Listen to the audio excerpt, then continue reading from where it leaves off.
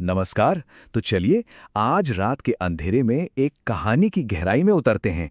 ये एक ऐसी कहानी है जो अंधविश्वास और हकीकत के बीच की एक बहुत ही धुंधली सी लकीर पर चलती है, जहां एक भुताहा नाला और एक पुराना बरगद का पेड़ किसी बहुत ही भयानक राज को अपने अंदर छिपाए हुए हैं। सोचिए, कहानी की शुरुआत होती है आधी रात को, एक बिल्कुल सुनसान सड़क पर। बाइक की पिछली सीट पर बैठे सुरेश की इस एक लाइन से ही ना माहौल का सारा तनाव महसूस होने लगता है। वो कहीं से भागना चाहता है, पर सवाल ये है, कहां से? तो कहानी में हैं दो दोस्त, रमेश और सुरेश। देर रात फिल्म देखकर घर लौट रहे हैं और उनका ये सफर उन्हें एक ऐसी जगह ले जाता है जहां एक दोस्त का मजाक दूसरे के लिए जानलेवा डर बन जाता है। अब देखिए, यहां जो सबसे दिलचस्प बात है वो है इन दोनों दोस्तों के बीच का गहरा फर्क। एक तरफ है रमेश, जो इन सब भूत प्रेत की बातों को मतलब पूरी तरह बकवास समझता है। वो तो मजाक में ये तक कह देता है कि भाई कोई खूबसूरत चुड़ैल मिले तो मजा आ जाए। और दूसरी तरफ है सुरेश, जिसका डर बिल्कुल असली है। उसे बस किसी भी तरह उस जगह से निकल जाना है। अब फिर सुरेश एक ऐसी बात कहता है जो पूरे माहौल को बदल देती है। आज अमावस है। अब देखिए, वहां की जो लोकल कहानी है उसके हिसाब से यही वो रात है जब बरगद के पेड़ में रहने वाली वो चीज अपना शिकार करने निकलती है। मतलब ये कोई आम डरावनी रात नहीं है, ये शिकार की रात है। रमेश तो मजाक उड़ाया जा रहा था और उसके बार बार पूछने पर सुरेश आखिर मान जाता है। वो उसे उस डर के पीछे की कहानी बताता है, और ये कोई सुनी सुनाई बात नहीं है, बल्कि एक लोकल लेजेंड है जो उस बरगद के पेड़ और उसमें रहने वाली एक भयानक शक्ति से जुड़ा है। तो आखिर ये खतरा है क्या चीज? कहानी एक चुड़ैल, या जिसे लोकल भाषा में छिटकिन भी कहते हैं, उसके बारे में है। ये कोई आम भूत नहीं है, ये एक ऐसी आत्मा है जो सिर्फ अमावस की रात को शिकार करती है, अपने शिकार को उस बरगद के पेड़ तक खींच कर ले जाती है और उनका खून पीकर उनके जिस्म को पूरी तरह सुखा देती है। अपनी बात को और वजन देने के लिए सुरेश अपने एक दोस्त रघुनाथ का जिक्र करता है, जो ठीक 1 साल पहले गायब हो गया था। और सुरेश का दावा है कि उसने रघुनाथ की मदद के लिए पुकारने की आवाज उसी पेड़ से आते हुए सुनी थी। तो हुआ ये था कि रघुनाथ की बस भी देर रात उसी भूते नाले के पास खराब हो गई थी। उसे पेड़ के पास एक औरत दिखाई दी जो मदद मांग रही थी, पर वो जैसे ही उसकी तरफ बढ़ता वो औरत और दूर चली जाती, मतलब उसे पेड़ की तरफ खींचती चली गई।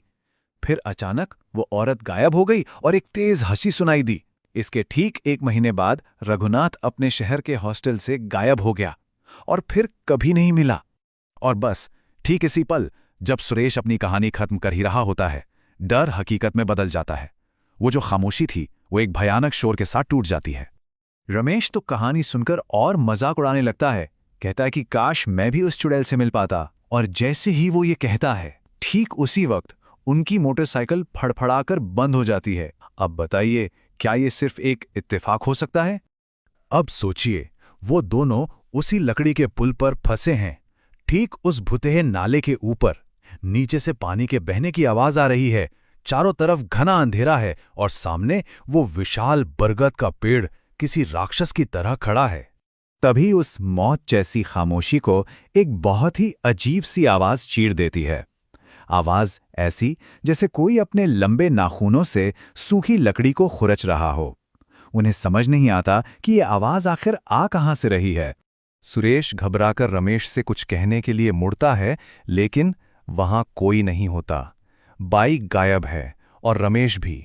वो उस पुल पर अब बिल्कुल अकेला खड़ा है। उसका दोस्त और वहां से निकलने का एकमात्र जरिया दोनों गायब हो चुके हैं। अब तक तो डर सिर्फ महसूस हो रहा था, है ना? पर अब वो डर साक्षात सामने खड़ा है। चुड़ैल आखिरकार खुद को जाहिर कर ही देती है। सुरेश देखता है कि पुल के दूसरे छोर पर एक साया खड़ा है, काली साड़ी में एक औरत, और वो बस उस बरगद के पेड़ को देखे जा रही है, ऐसे जैसे वो अपनी किसी जीत पर खुश हो रही हो। और फिर वो औरत सुरेश की तरफ मुड़ती है। उसका चेहरा बिल्कुल सफेद है, जैसे मौत का रंग हो। आंखें बिल्ली की तरह लाल और अंधेरे में चमक रही हैं, और उसके हाथ वो इंसानी हाथ नहीं हैं, बल्कि जहरीले सांपों की तरह हवा में लहरा रहे हैं। इससे पहले कि सुरेश कुछ समझ पाता या वहां से भाग पाता, वो चुड़ैल उस पर झपटती है और फिर सब कुछ शांत हो जाता है। खैर, रात बीतती है और सुबह होती है। सूरज की रोशनी उस जगह पर पड़ती है, लेकिन अंधेरा अंधेरा भी खत्म नहीं हुआ है, बल्कि दिन का उजाला एक और भी ज्यादा भयानक सच सामने लेकर आता है। धीरे धीरे सुरेश को होश आता है। उसे कुछ भी समझ नहीं आता, सब कुछ अजीब लग रहा है, उल्टा पुल्टा दिख रहा है। उसके दिमाग में बस एक ही सवाल है, मैं यहाँ कैसे पहुंच गया? उसे एहसास होता है कि वो उस बरगद के पेड़ की जड़ों में फंसा हुआ है। वो ऊपर पुल पर खड़े गांव वालों को देख सकता है, उनकी बातें सुन सकता है, लेकिन उसकी आवाज उन तक नहीं पहुंच रही। वो दुनिया को नीचे से ऊपर की ओर देख रहा है।